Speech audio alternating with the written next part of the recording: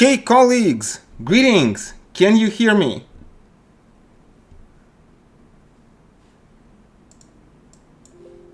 I'm not sure if I can hear you though.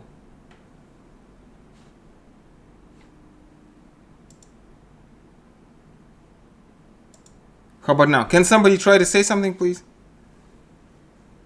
One. Okay, excellent. Can you see me? Can you hear me? Yeah.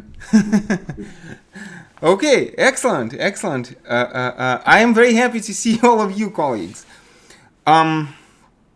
So, I wonder if we should maybe wait for a couple more minutes if anybody else wants to join. Well, I mean, let me start somewhere. Let me say something. Since we've been on on quarantine since last year, I've been using YouTube to upload my lectures. So actually, as a matter of fact, if you want to take a look at the course, probably the best way to do this is to actually look at the lectures from last year on my channel. And specifically, there's the first lecture of last year.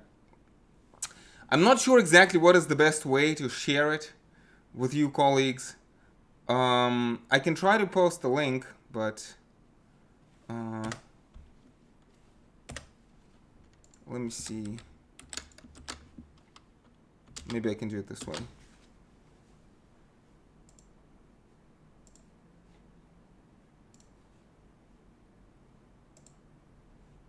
Yeah.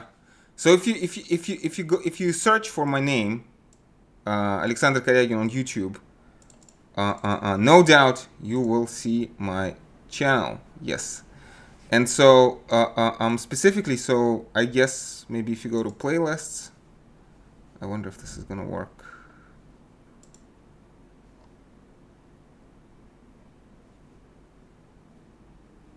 Yeah, philosophy of science.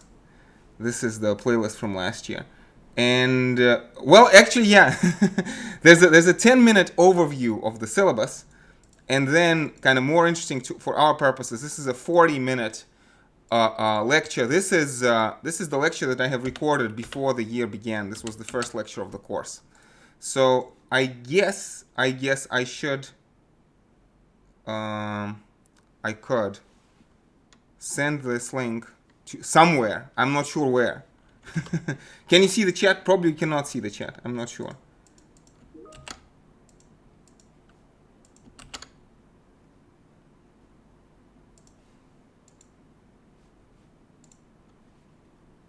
Anyway, so you know what? Some of you colleagues, if I send the link to you, would you be able to share it with your group mates?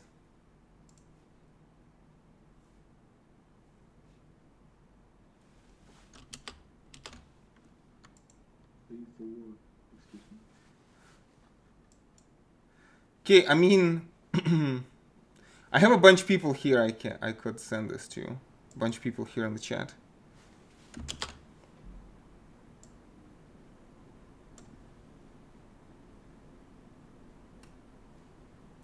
Anyway,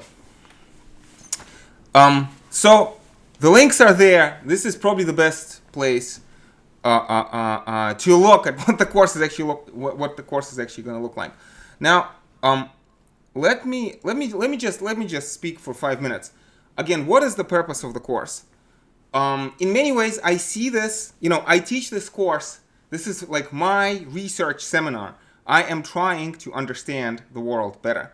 I understand philosophy as a deeply practical enterprise. The ancient Greeks thought that philosophy should be to the soul what medicine is to the body. Very famously, Kant says that there are many important questions in life, like what should I do? What should I believe about the world? What does the future hold? And all of these questions, Immanuel Kant says, are reducible to the one most fundamental question, which is, what is the human being? Or to phrase it in different ways, it is, what is the place of the human being in the universe? What is the place of humanity and us as individual humans in the universe, in the large scheme of things? So in many ways, this is what the course is devoted to. I think this is actually the task of philosophy in the 21st century. Philosophy, I think, in the 21st century has to be in constant contact, in constant dialogue with all the other sciences, with physics, with biology, and especially with the social sciences, right? And so the task of, I think the unique task of philosophy is to build a unifying picture, so to speak, from protons to presidents and from electrons to elections. How do we get from the simplest stuff that we think that the universe is made of? I like to begin with the course with the overview of contemporary models of cosmology. We have the understanding of how the universe begins with the Big Bang, or at least our observable patch of the universe is traceable to this interesting event, which we call the Big Bang. Right? Our understanding of the Big Bang is actually rooted in the so-called standard model of particle physics, fermions and bosons. Some students love this stuff. Some students find this a bit too technical, which is why I talk about it, but not for too long. And so as we go from protons to presidents, the idea is to build this story, and the story is that there's a natural progression, and the progression is not, let's say, from electrons to black holes, but the progression is actually from protons to human beings. There's if you think of this in terms of a graph, complexity increases. So in many ways, like in the first moment after the Big Bang, there's only physics, very simple particle physics. There's, the universe is too hot for stable molecules, so there is no chemistry. But as the universe cools down, you get from physics, you get the emergent second layer of chemistry. And later on, presumably not just on our planet, but at least on our planet, from chemistry you get simple organic chemistry, and from that you get biology, right? And there are levels of complexity.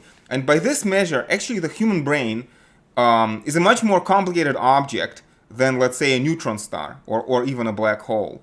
And then when we get to social sciences, complexity increases even more. So kind of the idea is to build this unified picture starting from the simple to the complex. Now, let me pause here. Let me step back and let me phrase this differently. So the course is called Philosophy of the Natural and the Social Sciences. Philosophy of the Natural and the Social Sciences. And we spend first several lectures, 3 or 4 lectures, talking about the natural sciences, but actually the bulk of the course deals with the social sciences. And I like to start the social sciences with basic background in biology, especially in theory of evolution and in things like evolutionary psychology. Where does the human mind come from, right? But then the idea is to, keeping all of those insights in mind, to sort of bridge the gap. So from the one hand, we go, so to speak, we build bottom up from the hard sciences, right? So one arc of the story goes from the hard sciences, again, our account of protons and our account of DNA and molecules and mutations, right?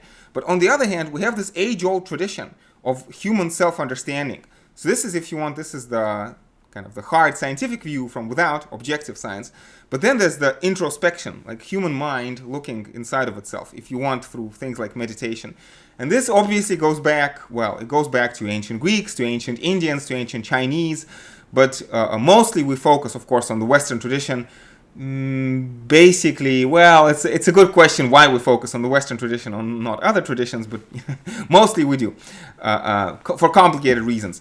But again, there's a certain progression that goes from Plato, from Aristotle, but again, we don't go, I guess there's no time to go that back far. So usually sort of this other side of the story, I like to begin with the scientific revolution, especially so with the human self-understanding and philosophers like Hobbes, but maybe more importantly, Rousseau and Hegel. And so from Rousseau, Hegel, Marx, and Weber, right, we build the other arc of the story. And so we have, again, philosophy of the natural sciences and philosophy of the social sciences. Kind of the first half of the course in some way is devoted to the natural side of things, to protons and to molecules and to DNA. And the second half of the course is devoted to Karl Marx and Max Weber and Friedrich Nietzsche. Definitely we need a whole separate lecture on Nietzsche. And I want you to see throughout the course how all of this actually hangs together in interesting ways.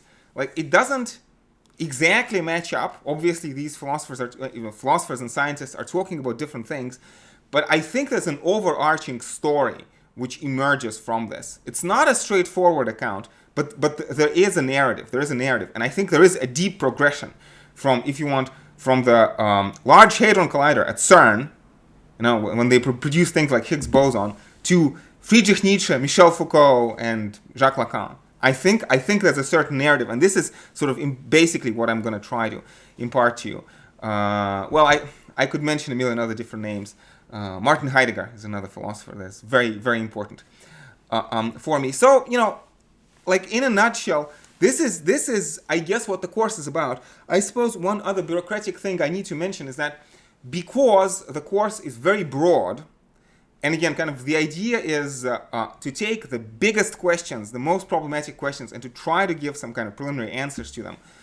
Because the course is so broad, I give you, my students, my colleagues, again, you will see that, as far as we can tell, human mind is actually very limited, and human knowledge about the universe is limited. So you and me, we're not teacher and students, we're colleagues. We're in this together. You're trying to understand the world. I'm trying to understand the world. And hopefully we can help each other in this collaborative enterprise. And so basically what I like to do is I like to give you freedom to explore topics which you prefer. So some students want to write about the ancient Greeks. Some students want to talk about Chinese philosophy or Indian philosophy. Some students want to write about black holes or quantum mechanics. And that's fine. And this is why I'm going to give you a chance in terms of your, what I like to call individual projects, which is essays. Well, there's going to be one essay and a presentation. But again, the point is not to make you suffer, but the point is to give you freedom to explore the topics that you like, and then to share what you have found with me. And, in this dialogue, hopefully by the end of the course, you will have learned from me, and I will have learned from you. And like in the past, it worked fine. I could do a bunch of things. I wanna say the conclusions of the course are, to some extent, you could say pessimistic. I mean, my brief summary of the course is that when we look at physics, like the universe is on trajectory from this Big Bang to our best projections talk about the heat death of the universe, like in certain number of billions of years. Right? What's going to happen is that the universe is going to cool down. There's going to be no life, no nothing. All of this is going to end in complete nothingness. So like our cosmological models are telling us a very bleak story. This is not moving anywhere nice, right? On the one hand. And on the other hand, when you look at humanity and human intellectual development, right? So Copernicus tells us that the Earth is not the center of the universe. And then Darwin tells us that human life is not special. And in fact, life in general is not special at all. But life is just, a certain kind of a chemical process. And in fact, even consciousness is a certain, as far as we can tell, is a certain kind of consequence of the electrochemical processes in the brain, right? And then you look at social science, and you see all sorts of ways in which human beings, the idea of freedom is going to be important, because human beings seem to be so very much unfree, because we are pre-programmed by our culture, by our language, and this is basically what the social sciences tell us. So my short way of saying this is that human beings are anxious and mostly unconscious products of larger forces of biological and cultural evolution, manufactured by these forces, not in order to be happy, but like to fulfill a certain function in perpetuation of these systems of biological and cultural evolution, right? And the question is, what can we do about this? Because again, I believe that philosophy is as the ancient Greeks thought, is a practical enterprise. There should be a practical takeaway point. Studying the course should help you somehow wrap your mind around this, and hopefully maybe even make your life somewhat better. Again, the ancient Greeks thought that philosophy should be therapeutic and should make you happier, and I do certainly hope that my course will help you. Well, our course together is going to help you, help point you toward in some directions. So I could talk for a very long time about all this. I guess as far as basic rundowns go, that's it. Let me again invite you to look at the lecture. Again, this PhilSci Intro to Philosophy of Science. Again, if any of you are could maybe raise your hands in the chat, I could send the link directly to you, so that if you could share it with your colleagues, that would be good. And again, it's a 40-minute introductory lecture where you can get a feel for the course, basically, what the course is about, and listen to my lecturing style if you want. And well, I mean, not all, but most of the lectures from last year are actually available on the YouTube channel. And another thing I could share is actually, so I work through, we usually work through Microsoft Teams, and so yeah, maybe you can access this on the information system as well. But let me just show this to you. Give me a second.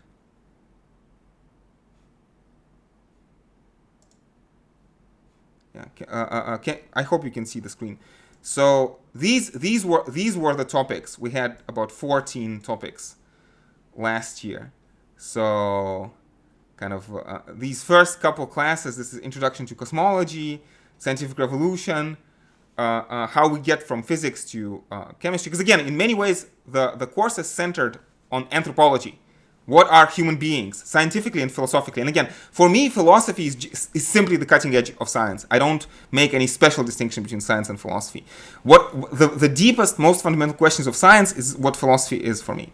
So we get to evolution of culture and rationality. I mean, how we think human beings have evolved. Again, this continuity between dead matter and living matter. Again, and brain being a product of evolved electrochemistry of the brain, right? So then there's this interlude about epistemology, especially about Descartes and Immanuel Kant. So, and then sort of in the second half of the course, we basically go to we do philosophy. Again, this is kind of mostly philosophy of natural sciences, and this is mostly philosophy of the social sciences. We talk about Emil Durkheim, talk about Hegel, talk about Marx, a whole lecture on Nietzsche, then Max Weber. A little bit about philosophy of international relations, because again, we're trying to build a unified picture from protons to presidents. So how does Higgs boson and United Nations, how does this fit within one unified picture of the world? So a little bit about United Nations. And this last question about Foucault, Habermas, and Derrida, it's basically about democracy, science, and the future of humanity. I mean, humanity faces all sorts of challenges like climate change, global warming, pandemics, or Stephen Hawking.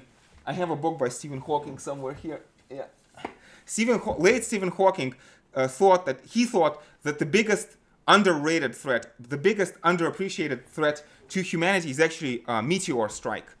And are we prepared for that? And what can we do in the next maybe several years to prepare for that? This is kind of the last lecture, kind of having this overview and kind of this idea how combination of science and democracy maybe can help us, solve these challenges, or maybe not. So this is the course, and I suppose I could say that if you decide to take sociology in the second semester, it's going to be fine, because when we talk about Durkheim and Marx and Weber, I'm going to give you the foundations of social theory so that if you decide, you can continue with sociology in the second semester. Or your alternative in the second semester is going to be sociology or law. And potentially, this is not 100%, but I would say 80%, is that I'm also going to be teaching a course on political science in the second semester. If that's going to be the case, then all of this stuff will help you, again, understand philosophy of politics better. And again, my profession, I'm a professor of political science and philosophy of science. These are my two main courses, and you could say they are different, but actually they are, if you think about them carefully, they are very similar. Because when you do philosophy of science, you see the politics of philosophy of science, and when you do philosophy of politics, you see the attempt to bring the scientific method. So there's actually an interesting relation between science and politics. Science is political, and politics tries to be scientific. So this is sort of my main profession. But again, these courses are independent. I'm just basically saying that regardless of your choices, you should not be impeded. Like if you decide to take sociology in the second semester, my course will help. But if you take sociology in the first semester, and if I end up teaching political science in the second semester, that's also going to be fine. You know what? Again, I have I could talk for forever, and I do, because I really enjoy this stuff. Because again, why do I teach this course? Why do I think you should take this course? Because again, I'm taking the biggest, the most fundamental, the most interesting questions that have to do with what we are. If you want, what is the meaning of human existence? Not just meaning, but practically speaking, why are we here and what should we do with our lives, right? Basically take these questions and try to answer them as best I can. So, this is, as far as I'm concerned, the most worthwhile enterprise. And I do this quite freely. Like I wake up in the morning, I could do whatever, but I decide to do this just because it's so fascinating, I think. So again, let me shut up. If you have to run, maybe I'm not sure how we're doing for time. Always feel free to write to me. The best way to reach me is through Microsoft Teams, I guess, these days, or you could try Information System. So if you're looking to do something over the summer months, I invite you to look at my channel. Well, I suppose I should recommend something else. My favorite philosopher of science is actually a great scientist who's still alive. His name is Sean Carroll, and he has a brilliant YouTube channel. If you're interested in philosophy of physics and philosophy of cosmology, he's, I think, by far the best science communicator who's alive today. And Sean Carroll is going to be, he's a physicist from Caltech. He's going to be a patron saint of our course, basically. So I think that's it from me. Let me pause here, and if you have any questions, I'd be more than happy to answer them. Okay, colleagues? What about the assessment, essays, presentations? Oh, sure.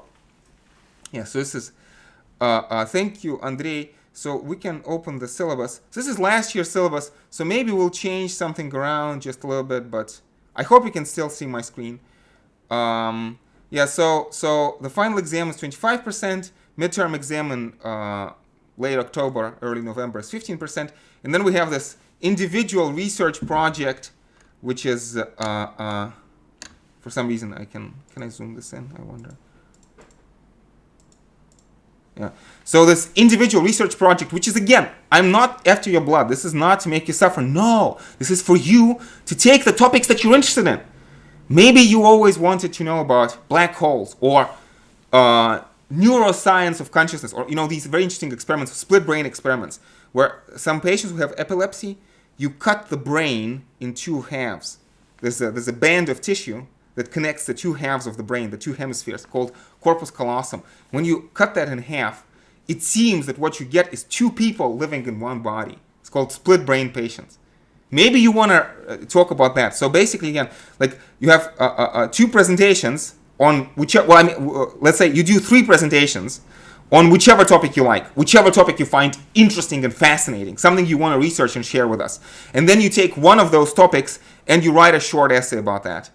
I think the essay is maybe within 1,000 or maybe 1,500 words. So again, I'm not with this project, I'm not after your blood. This is me giving you a chance to express your creativity, to give you a chance to explore the topics that you find interesting at your own spare time. So that's the basic rundown of the course.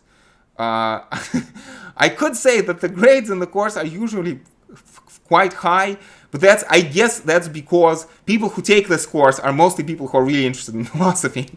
So I have this, a bit of a selection bias. But thank you, Andrei. I think that was a very important question. I definitely should have talked about that. Any other questions?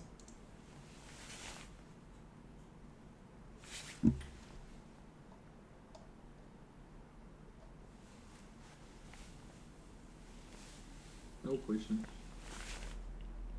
Are you excited? or no? Or is it daunting?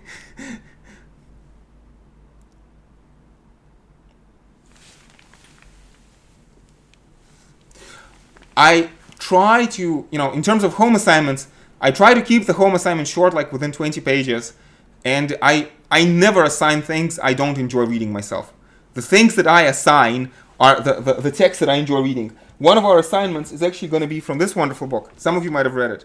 This is Daniel Kahneman, Thinking Fast and Slow. Daniel Kahneman is, I think, 2004 Nobel Prize winning economist. It's a wonderful book about how the brain works in terms of rationality, how human beings are actually He's a Nobel Prize-winning economist. Talks about how human beings are actually deeply irrational, and there's actually like a neurological, physiological basis, if you want, electrochemical basis for that.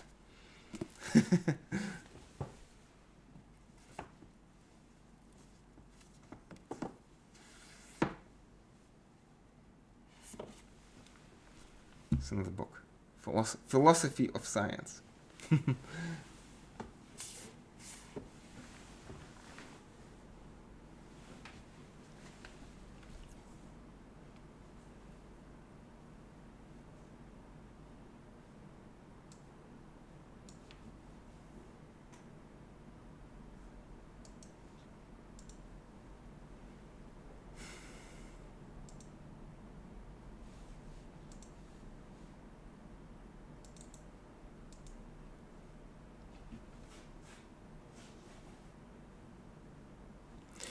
Again, colleagues, if any questions come to mind, feel free to write to me. If you're just in general interested in philosophy or philosophical issues, feel free to write to me as well. I'm always happy because philosophy is my passion. I'm always happy to recommend things to read and things to watch, things to listen to.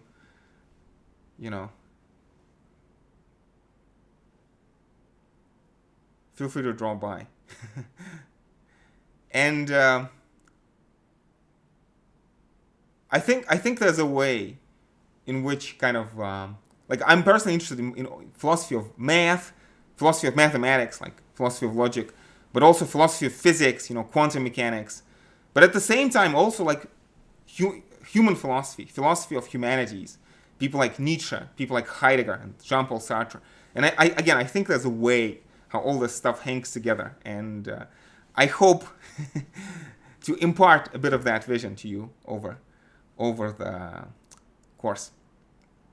So it's always a great joy to teach a course like this for me. So anyway, colleagues, if you have any other questions, feel free to ask them. Anything? Don't forget about our essays.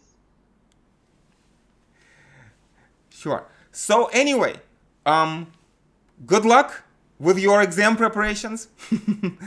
And in general, stay safe, take care, and after the exams, happy holidays. And I hope to see all of you in September, alive and well. And again, if you want to write to me before September, also feel free to do that. Thank you, colleagues. Thank you. If you're interested, yeah. Thank you. Take care.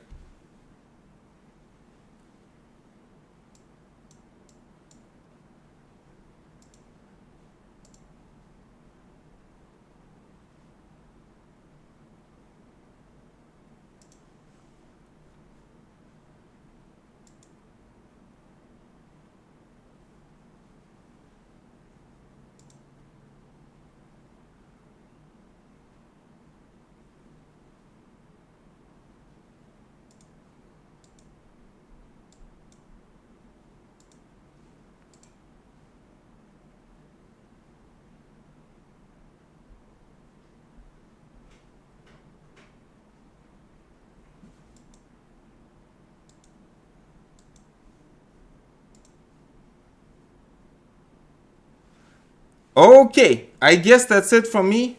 Again, colleagues, good luck, stay safe, take care, and I'll see you around.